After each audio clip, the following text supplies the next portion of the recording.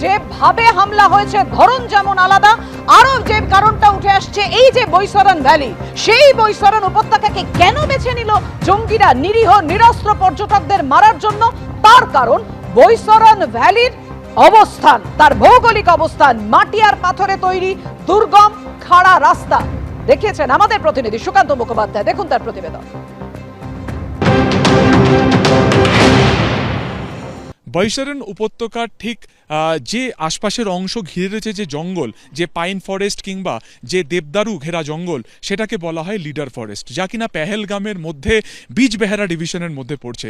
এই যে জঙ্গল যেটা দেখানোর চেষ্টা করছি, একেবারে ঘন জঙ্গল, দেখা যাচ্ছে যে এবড়ো খেবড়ো রাস্তা, যা একেবারে পায়ে হেঁটে তা কিন্তু কভার আপ করা সম্ভব বা সেখান থেকে কিন্তু নেমে আসা সম্ভব।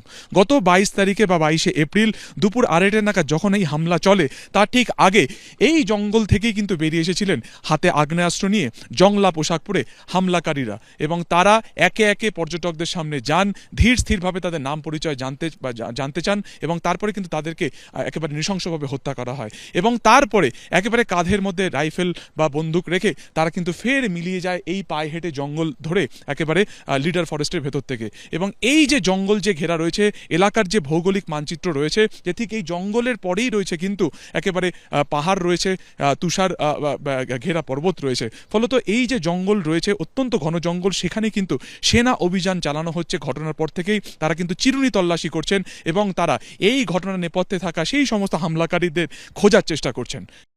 বৈশরণ উপত্যকাকে ঘিরে যে জঙ্গল রয়েছে, সেই জঙ্গলের মধ্যে আমরা এই মুহূর্তে রয়েছি, যাকে বলা হয় লিডার ফরেস্ট। এবং অত্যন্ত ঘন এই জঙ্গলে যে ধরনের গাছ মূলত থাকে, সেটা হচ্ছে পাইন গাছ বা দেবদারু গাছ। এবং এই যে বিস্তীর্ণ যে জায়গা রয়েছে, যেখানে কিন্তু কার্যত কোনো জনমানব নেই, এবং এর পিছনেই কিন্তু রয়েছে একেবারে পাহাড়, যা মার্চ মাস পর্যন্ত কার্যত বরফে ঢাকা ছিল।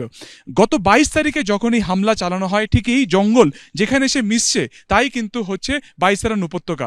একমাত্র এক চিলতে বলা যায় যে সবুজ কার্পেট। ঠিক সেই জঙ্গল থেকেই হামলাকারীরা এই রাস্তা ধরেই কিন্তু বৈশরণ উপত্যকাতে যায়, এবং জংলা পোশাক তাদের পরনে ছিল, হাতে ছিল তাদের একেবারে আগ্নেয়াস্ত্র ছিল, এবং এক এক করে পর্যটকদের নাম পরিচয় জানার পরে হিন্দু পর্যটকদেরকে বেছে বেছে খুন করা হয়। এবং এই কার্যত বড় যে গাছের গুড়ি রয়েছে বা জঙ্গল ঘেরা যে জায়গা রয়েছে, এটারই আশ্রয় নিয়ে তারা এই উপত্যকাতে যেমন তারা গিয়েছিল, পরবর্তী সময় এই অতর্কিত হামলা করার পরে অত্যন্ত ধীর এবং শান্তভাবে তারা কিন্তু এই জঙ্গল থেকেই চলে যায় পিছনের দিকের একেবারে পাহাড়ের দিকে। এবং এই যে গোটা ফরেস্ট এলাকা রয়েছে, যা লিডার ফরেস্ট নামে একেবারে খ্যাত, এই পেহেলগামের অত্যন্ত ঘনবসতিপূর্ণ জঙ্গল, সেইখানে কিন্তু একেবারে ঘটনার পর থেকেই চিরুনি তল্লাশি চালানো হচ্ছে সেনাবাহিনীর তরফে। ক্যামেরা রোজারিওর সঙ্গে সুকান্ত মুখোপাধ্যায়, এবিপি আনন্দ, পেহেলগাম।